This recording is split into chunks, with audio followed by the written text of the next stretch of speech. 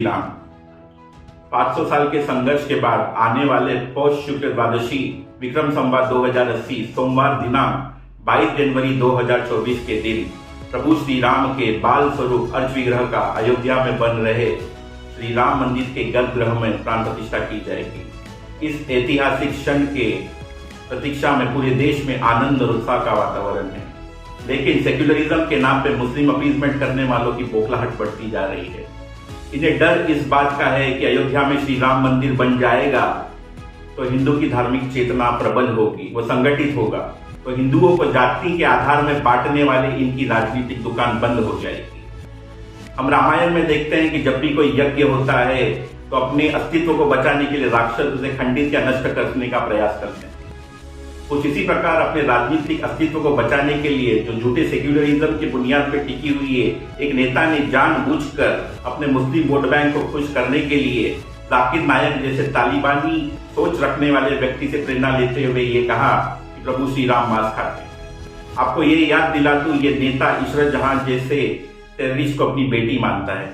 इसकी पार्टी तो इतनी सेक्युलर है कि 1993 के मुंबई बॉम्ब ब्लास्ट के बाद इसी पार्टी के एक वरिष्ठ नेता ने तो सेक्युलर बॉम्ब ब्लास्ट का भी आविष्कार कर दिया था। जाकिर नायक को इस देश में 2014 से पहले राजनीतिक संरक्षण प्राप्त था। इस नेता ने बाद में एक प्रेस कॉन्फ्रेंस में अपने स्टेटमेंट को जस्टिफाई करते हुए कुछ वामपंथी लेखकों और जाकिर नायक को भी कोट किया। ओरिजिनल रामायण में 537 अध्याय हैं। रामायण 6 खंडों में बटा हुआ है: बालकांड, अयोध्या कांड, अरण्या कांड, किष्किंधा कांड, सुंदरकांड और युद्ध कांड। अयोध्या कांड में 119 अध्याय हैं। उसके 20वें अध्याय के 29वें श्लोक में प्रभु श्री राम जब वनवास जा रहे होते अपनी माता कौशल्या को ये आश्वासन देते हैं कि मैं जब वनवास जाऊंगा वन में ऋषि मुनि की तरह रहूंगा, कंदमूल यानी रूट्स, फल और शहद इन्हीं चीजों का सेवन करूंगा, मांसाहार नहीं करूंगा। उसका अर्थ हम ये भी निकाल सकते कि वो अयोध्या में थे जब वो मांस खाते थे। भगवान श्री राम पूर्ण पुरुषोत्तम भगवान हैं, लेकिन वो एक मनुष्य के रूप में अवतरित हुए थे, इसलिए इस प्रकार का एक वचन लेते हैं। उदाहरण के तौर पे जब कोई स्टूडेंट दूर देश में या हॉस्टल में पढ़ाई करने जाता है तो अपने माता पिता को ये आश्वासन देता है कि मैं बुरी संगत नहीं करूंगा, सिगरेट नहीं पीऊंगा, दारू नहीं पीऊंगा, तो उसका अर्थ हम ये भी निकाल सकते वो जब घर में था तो इन चीजों का सेवन करता था। ये बहुत ही लॉजिकल होगा। भारत में सेक्युलरिज्म मुस्लिम अपीजमेंट से शुरू होकर आज टेररिस्ट अपीजमेंट करने लगी है और धीरे धीरे जिन्ना की मुस्लिम लीग जिसने भारत का पार्टीशन किया उसी की राह पे चलती जा रही है। प्रभु श्री राम धर्म का प्रतीक है। भारत में अगर हमें पुनः राम राज्य लाना है तो हमें रामायण का अध्ययन करना होगा। रामायण में जिस प्रकार केवट, शबरी और वानर जाति से परे हैं, उनके हृदय में सिर्फ प्रभु श्री राम के प्रति भक्ति और धार्मिक चेतना है, उसी प्रकार की चेतना को पूरे हिंदू समाज को जगानी होगी।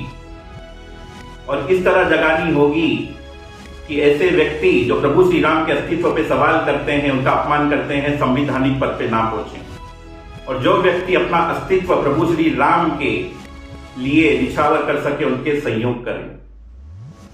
रावण ने जिस प्रकार सीता का अपहरण किया हुआ था, कुछ उसी प्रकार नेहरूवियन सेक्युलरिज्म ने इस देश में भारत की सांस्कृतिक मूल्यों और धार्मिक चेतना का अपहरण किया हुआ है। नेहरूवियन सेक्युलरिज्म जो है ये इस्लामिक और ब्रिटिश शासनों का मिला जुला और जीता जागता स्वरूप है और आजादी के बाद इन्हीं आक्रामकताओं के कार्य को इसने आगे बढ़ाया। 22 जनवरी 2024 के दिन नेहरूवियन सेक्युलरिज्म और कॉलोनियल इकोसिस्टम की खत्म होने की प्रक्रिया तेज होगी। इस दिन को सभी भारतवासी एक दीपावली की तरह मनाएं। महाराणा प्रताप, शिवाजी महाराज और समंत रामदास जैसे संतों ने जो स्वप्न इस भारत के लिए देखा था उसे पूरा करने का हम प्रण लें और इसी संकल्प के साथ अयोध्या में श्री राम का दर्शन करें। जय श्री राम।